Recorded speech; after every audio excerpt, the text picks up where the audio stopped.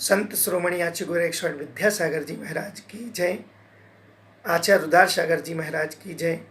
मुनि पुंगव गुरुवर 108 सुधा सागर जी महाराज की जय। समस्त मुनि संघ की जय। जिन धर्म प्रवेश का में हमारा ये स्वाध्याय अनवरत चल रहा है, उसी स्वाध्याय में हम आज पाठ 13 में दर्शन पूजन विधि के बारे में समझेंगे। जिन दर्शन निज दर्शन का सबसे बड़ा साधन, अपनी आत्मा की दर्शन का सबसे बड़ा साधन, भगवान के गुणों को देखने से हमारे जीवन भी गुणवान बनता है। जब हम भगवान के गुणों को निहारते हैं तो हमारा ये जीवन भी गुणवान बनता है। मंदिर में हमें कैसे जाना चाहिए, क्या सावधानी रखनी चाहिए, पूजन की विधि क्या है, दर्शन का फल क्या है, अष्टदीप चढ़ाने का फल क्या है, इस पाठ के माध्यम से हम जानेंगे। सबसे पहला प्रश्न, मंदिर क्या है? मंदिर एक समूसरण है जहाँ मूर्ति से एक मूक उपदेश मिलता है। समूसरण का प्रतीक माना जाता है और भगवान के दर्शन करने से एक हमें मूक उपदेश, साइलेंट है लेकिन फिर भी हमें उपदेश मिल रहा है। मंदिर एक चिकित्सालय है जिसके अंदर के खोटे भाव, अहंकार, कसाय आदि रोगों का इलाज होता है। मंदिर में जाने से हमारी कसाय शांत हो जाती है, हमारे खोटे भाव छूट, हमारे अहंकार की पुष्टि नहीं होती है, ये सब चीज़ें होती, इसलिए चिकित्सालय में भी ये सब चीज़ें होती हैं। मंदिर एक विद्यालय है, स्कूल है, जिसमें हमें अच्छे आचरण की शिक्षा मिलती। मंदिर जाने से अच्छे आचरण की। मंदिर एक प्रयोगशाला है जिसमें बैठकर शरीर और आत्मा के भेद को हम जैसे प्रयोगशाला में हम करते रहते, ये अलग वो अलग, इसको संयोग करेंगे तो क्या हो, ऐसे अगर हम मंदिर जाते हैं तो बैठकर आत्मा और शरीर के भेद को हम जान जाते हैं। इसलिए मंदिर इन सब का प्रतीक है। मंदिर समूसरण का, चिकित्सालय का, विद्यालय का और प्रयोगशाला आदि का प्रतीक है। दर्शन किस विधि से हमें करना चाहिए? प्रातः स्नान आदि करके शुद्ध वस्त्र पहनकर मंदिर जी जाना चाहिए। शुद्ध वस्त्रों में जाना चाहिए। मलमूत्र आदि जिससे करते हैं उन वस्त्रों में हमें मंदिर आदि नहीं जाना चाहिए। घर से द्रव्य लेकर जाना चाहिए। मंदिर जी में पैर धोकर प्रवेश करना चाहिए। विनय पूर्वक ओम जय जय जय, निश्चय निश्चय निश्चय, नमोस्तु नमोस्तु बोलते हुए श्री जी की प्रतिमा के सम्मुख हाथ जोड़कर रमोकाण मंत्र, चत्तारी दंडक बोलना चाहिए। लाई हुई द्रव्य को चढ़ाकर हमें नमस्कार करना चाहिए। प्रभु पतित पावन, दर्शन पाठ, कोई भी देव स्तुति भक्ति भाव से हमें पढ़ना चाहिए। वेदी की 3 परिक्रमा करने के पश्चात हमें भगवान को फिर पुनः नमस्कार करना चाहिए। दर्शन करते समय आपकी दृष्टि जिनबिंब पर होना चाहिए, इधर उधर नहीं देखना चाहिए। दर्शन कर रहे हैं तो हमारी दृष्टि भगवान पर ही टिकी होनी चाहिए। यही भावना रखनी चाहिए, हे भगवान आपकी मुद्रा जैसी परम शांत वीतरागता मुझ में भी प्रकट हो, जैसे आप बन गए हो भगवान, बस वैसी शांत मुद्रा मेरे जीवन में भी आए। दर्शन के बाद हमें गंधोदक आदि उत्तम अंगों पर लगाना चाहिए। रमोकाण मंत्र का 9 बार, 27 बार या 108 बार जप करना चाहिए। जैसा समय हो वैसा हर श्रावक को 1 बार तो 108 बार माला फेरना चाहिए। अब प्रश्न उठता है, इस माला में 108 दाने क्यों होते हैं? पापाश्रव के पूरे 108 द्वार होते हैं। समरंभ, हम जितने भी पाप करते हैं उन सब आश्रव के 108 प्रकार से हम पाप करते हैं। कैसे? समरम समारंभ आरंभ के द्वारा, कृत कार्य अनुमोदना के द्वारा, मन वचन काय के द्वारा या क्रोध मान माया लोभ के द्वारा। मतलब समरंभ, वस्तु को हम मन में विचार करते किसी कार्य को समरंभ। समारंभ, वस्तु को इकट्ठी करते हैं, वो समारंभ करते हैं और फिर हम प्रारंभ कर देते उस वस्तु को, इन 3 पूर्वक। या फिर कृत, स्वयं करते हैं, कार्य या दूसरों से करवाते हैं, या अनुमोदना, जो कार्य हुआ है उसकी हम अनुमोदना करते हैं, ठीक, या मन पूर्वक करते हैं, या वचन पूर्वक करते हैं, या काय बॉडी से शरीर से करते हैं, या क्रोध पूर्वक करते हैं, या मान पूर्वक, या माया लोभ पूर्वक। इस प्रकार से ये समरम समारंभ आरंभ, इनको 3 से गुणा करो, कृत काय अनुमोदना से तो 9 हो गए। 9 को मन वचन काय से करो तो 27 प्रकार की। ये 27 चीज़ें हम 4 कसाय पूर्वक करते हैं, क्रोध मान, तो 27 को 4 से मल्टीप्लाई करते हैं, गुणा करते हैं, तो 108 प्रकार का आश्रव होता है। उस 108 प्रकार के आश्रव से हम छुटकारा पा जाएं, इसलिए हमें रोज़ 108 प्रकार की जो गुरिया होते हैं वैसी माला को हम फेर, और हर श्रावक को कम से कम दिन में 1 बार तो रमोकाल मंत्र की 108 की माला, ताकि हमने दिन भर में जो आश्रव किए पाप किए वो हमारे छूट जाएं। ठीक, इस प्रकार से समरम आदि क्या है समझा दिए। कार्य करने का मन में संकल्प करना समरम, कार्य करने के लिए साधन जुटाना समारंभ, और कार्य प्रारंभ करना आरंभ, स्वयं करना कृत, दूसरों से करवाना कार्य, तो कार्य की देखकर हर्षित होना आदि अनुमोदना। दर्शन करने से क्या क्या लाभ होते हैं? अब देखो, दर्शन का फल देखना, देखो बच्चों के लिए ये बात बताना, पढ़ाना और सुनाना कि जिनवाणी में किस प्रकार से दर्शन के लिए कितना फल है। सम्यक दर्शन की प्राप्ति होती है दर्शन से, एक लाभ। अनेक उपवासों का हमें फल मिलता है, खूब सारे उपवास, अगर हमने दर्शन कर लिए तो कई उपवासों का फल हमको मिलता है। कर्मों की निर्जरा होती है, हमने जो कर्म बांधे या दर्शन हम कर रहे हैं तो हमें कर्म पुण्य की प्राप्ति होती है। मन के अशुभ भाव हमारे शांत हो जाते हैं, हमारे जो अशुभ भाव हैं वो शांत हो जाते हैं। दिन अच्छे से व्यतीत होता है, अगर दर्शन कर लो तो कितनी संतुष्टि मिलती है, ऐसा लगता है बहुत, और दर्शन ना मिले तो कितने आकुल व्याकुलित होते हैं। इसलिए दर्शन करने से दिन अच्छा, परिणामों में हमारे निर्मलता, अगर हमें दर्शन मिलते हैं तो हमारे परिणामों में निर्मलता आती है। दर्शन, देव दर्शन करने का क्या फल बताया है? तो बोले देव दर्शन का अचिंत फल है।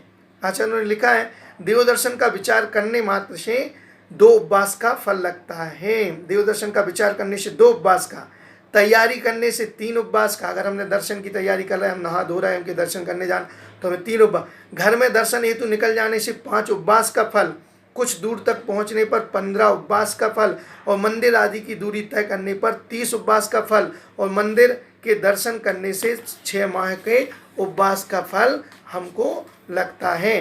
मंदिर के द्वार प्रवेश करने पर 1 वर्ष के उपवास का फल, वेदी की प्रदक्षिणा करने से 100 उपवास का फल, ठीक। और जिन प्रतिमा के अवलोकन स्तुति करने से 1000 उपवासों का, जिन प्रतिमा के अवलोकन करने से 1000 उपवास का फल मिलता है, और जिन धर्मन की स्तुति करने से अनंत उपवासों का फल हमें मिलता है। सोचो, भगवान के दर्शन और अनंत उपवासों का फल भी हमें प्राप्त हो जाता है। इसलिए जिनेन भगवान के दर्शन तो किसी भी स्थिति में हमारे चूकने नहीं चाहिए, हमें हर संभव कोशिश करना चाहिए कि हमें जिनेन भगवान के दर्शन मिले, ठीक। ओम ह्रीम स्वस्तिक किसका प्रतीक? अरिहंत अशरीरा। ओम और ह्रीम स्वस्तिक किसका प्रतीक है? तो लिखते हैं, अरिहंता अशरीरा आईरा उपजाए मुनिनो पंचक्षर ऋप्पर्णो ओंकारो पंचपर मिट्ठी। अरिहंत अशरीरी अर्थात सिद्ध और आचार उपाध्याय साध्वी, इन आदि के अक्षरों से बना हुआ ओंकार शब्द है जो पंच परमेष्टि का वाचक है। ओंकार पंच परमेष्टि का वाचक है। ह्रीम बीजाक्षर 24 तीर्थंकरों का प्रतीक है। स्वस्तिक का अर्थ है कल्याण कारक। स्वस्तिक को जो शुभ व मंगलकारी माना जाता है, मतलब तीनों। ओम तो पंच परमेष्टि का प्रतीक है, ह्रीम 24 तीर्थंकर का प्रतीक है, और स्वस्तिक कल्याणकारी है, शुभ मंगलकारी है। अभिषेक पूजन के श्रेष्ठ फल का अधिकारी कौन है? तो कहते हैं सब अभिषेक और पूजन का श्रेष्ठ अधिकारी कौन है? जो अभिषेक सप्तव्यसन का त्यागी हो, जो सप्तव्यसन नहीं करते हो, देवशास्त्र गुरु का श्रद्धानी हो, अभक्ष भक्ष अभक्ष का जो विवेकी हो, क्या खाना चाहिए क्या नहीं खाना चाहिए इसका, अष्टमूल गुण का धारी, अष्टमूल गुणों का धारी, ठीक। इस प्रकार से ये हमने अभिषेक पूजन का अधिकारी जाने। पूजन के कितने अंग हैं? पूजन के 6 अंग होते हैं। अगर हम उन पूरे 6 अंगों को करते तो हमारी पूजन पूर्ण मानी जाती है। अभिषेक, आवाहन, स्थापना, सन्निधिकरण, पूजन और विसर्जन, पूरे 6 अंगों को जब हम करते हैं तभी हमारी पूजन पूरी मानी जाती है। सबसे पहले अभिषेक करना है भगवान का, फिर जब हम पूजन करने बैठते तो आवाहन करना है उनका, फिर हमें स्थापना करना है, और फिर सन्निधिकरण, उसके बाद फिर अष्टद्रव्य से पूरी पूजा करना है, और फिर लास्ट में विसर्जन। ऐसे ये पूरे अगर हम करते हैं तो हमारी पूजन पूर्ण मानी जाती है। और अगर इसमें से एक अंग भी कम हो तो हमारी पूजन पूर्ण। लोग पूजन भर कर लेते, अभिषेक छोड़ देते हैं, कोई क्या वो अभिषेक भर कर लेता पूजन, तो वो पूजन के 6 ही अंग माने गए, और ये जब तक पूर्ण नहीं होते जब तक पूरा नहीं माना जाता है। अभिषेक किसे कहते हैं? प्रासुक जल की धारा प्रतिबिंब के ऊपर इस तरह प्रवाहित करना कि जिनबिंब अच्छी तरह अभिसिंचित हो सके, इस क्रिया को अभिषेक कहते हैं। बड़े अच्छे कुएं के जल को, प्रासुक जल को जिनबिंब पर इस तरह बिल्कुल सरलता से प्रवाहित करना है कि जिनबिंब अच्छी तरह से अभिसिंचित हो सके, उसको कहते हैं अभिषेक। ये अभिषेक किया क्यों जाता है? प्रश्न उठ सकता है हमारा कि अभिषेक किया क्यों जाता है। कहते हैं स्वयं राग देश रूपी बलता से मुक्त होने की भावना से अभिषेक है। हम स्वयं राग देश की भावना से मुक्त हो जाएं, हमारी राग देश की भावना खत्म हो जाए, हमारी मलिनता दूर हो जाए, इस भावना से हम अभिषेक करते कि भगवान जैसे आप राग देश से मुक्त हो गए इस प्रकार हम हो, इसलिए हम अभिषेक के द्वारा जिन बिंब के अत्यंत निकट आने का भगवान को स्पर्श करने का अवसर प्राप्त होता है। जब हम अभिषेक करते हैं, अगर हम मान ले दर्शन मात्र करें तो दूर से करके चले जाते हैं, लेकिन अभिषेक के द्वारा हम जिन बिंब के बिल्कुल निकट आ जाते हैं, पास में। ऐसा लगता है जैसे समुद्र में भगवान के हम बिल्कुल पास आ गए। निकट आने का, भगवान को स्पर्श करने का अवसर हमको प्राप्त होता है। पंचमेरु, नंदीश्वर, अकृत्रिम जिनालयों में जो देवतागण होते हैं वो जिन बिंब का अभिषेक करते हैं। अभिषेक करना आगमुक्त परंपरा है, इसलिए जिनेन्द्र भगवान का हमें अभिषेक प्रतिदिन करना चाहिए। हम श्रावक कुल में हमने जन्म लिया है तो जिनेन्द्र भगवान का अभिषेक करके हम उनके पास जाने का, उनके चरण छूने का, उनको स्पर्श करने का ये महान सौभाग्य इस मनुष्य भाव में प्राप्त कर सकते हैं। प्रक्षाल और अभिषेक में अंतर क्या होता है? लोग प्रक्षाल भर कर लेते हैं और अभिषेक नहीं कर। इन दोनों में अंतर क्या है? तो जिन बिंब का वस्त्र से परिमार्जन करना प्रक्षाल, हमने गीला कपड़ा किया, सूखा कपड़े, भगवान को हमने पहुँच दिया, अच्छे से परिमार्जित कर दिया, वो कहलाता है प्रक्षाल। और जिन प्रतिमा का जल से नमन कराना वो अभिषेक। ये दोनों प्रक्षाल और अभिषेक में अंतर होता है। प्रक्षाल अलग चीज और अभिषेक अलग चीज। गंधोदक किसे कहते हैं? अब जो भगवान को अपन ने अभिषेचित किया उससे गंधोदक कहते किसे हैं? जिन बिंब के स्पर्श से पवित्र प्रासुक जल को गंधोदक, जिन बिंब से जो स्पर्श होकर जल बन गया है वो कहलाता है गंधोदक है। गंध माने सुगंधित, उदक माने जल। सुगंध भगवान का स्पर्श करने से वो सुगंधित जल हो गया है। गंधोदक नेत्र, ललाट, उत्तमांग अंग पर लगाना चाहिए। कई जगह आता है कि हमें नेत्र पर नहीं होगा, उससे मल निकलता, तो हमें माथे पर और कंठ आदि में ग्रहण लगाना चाहिए। पूजन किसे कहते हैं? अष्टद्रव्य के माध्यम से भगवान के गुणों की आराधना करना पूजन कहलाता है। जिन्हें भगवान के गुणों का स्मरण करना, स्तुति करना, वो कहलाती है पूजन। ठीक। अष्टद्रव्य कौन कौन से?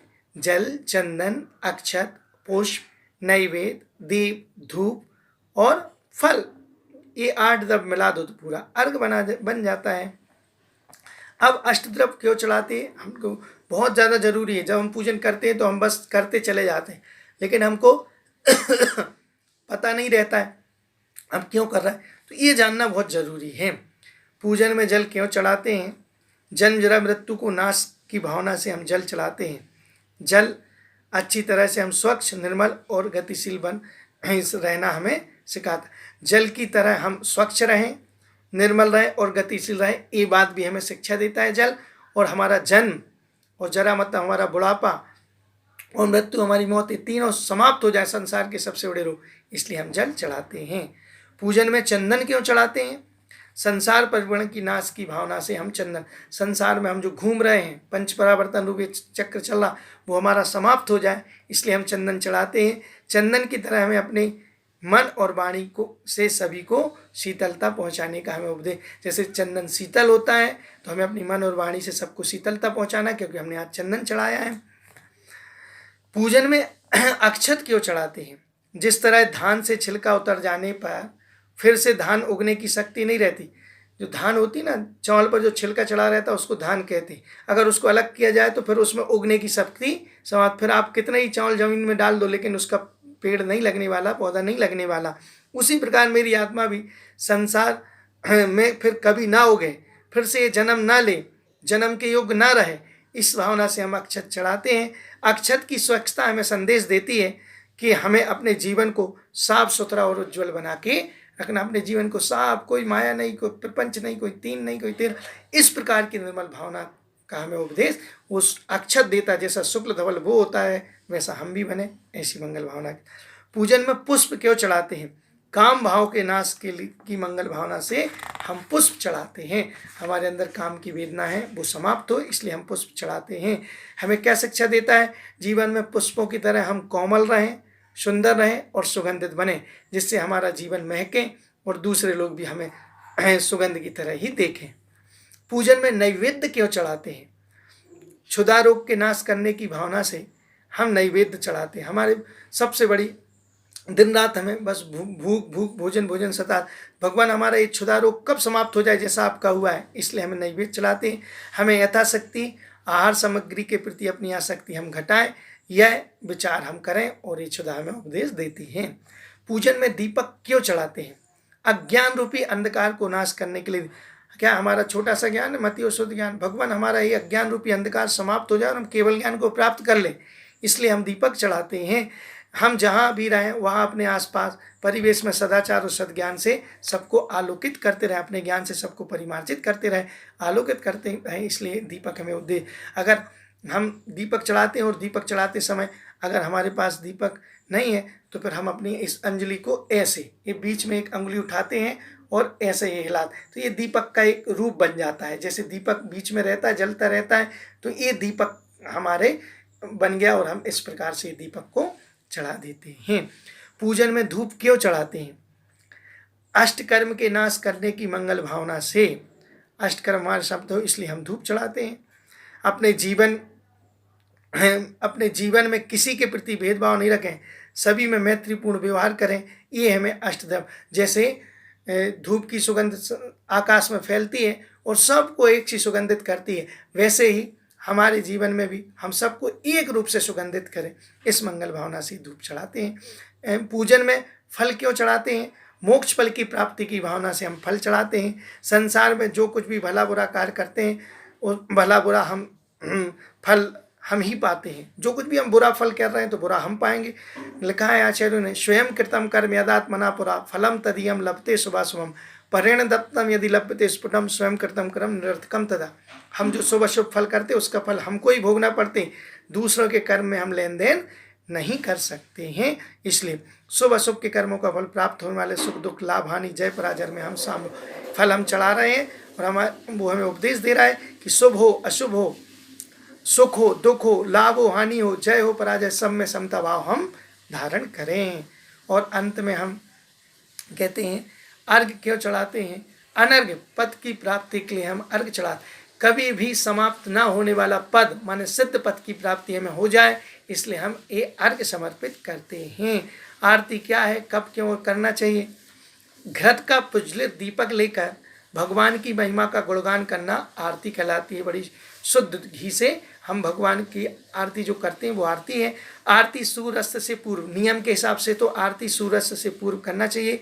दीपक की तरह केवल ज्ञान स्वपर प्रकाशी है। जैसे दीपक अपने आप को भी प्रकाशित करता है और दूसरे को भी, ऐसे ही हमारा ज्ञान भी स्वयं को और पर को प्रकाशित करे। दीपक की तरह केवल ज्ञान प्राप्त करने की मंगल भावना से हम आरती कर, भगवान जैसे दीपक जल रहा है इसलिए हमारी आत्मा भी केवल ज्ञान रूपी से सबको प्रकाशित करें, इस मंगल भावना के साथ हम आरती करते हैं।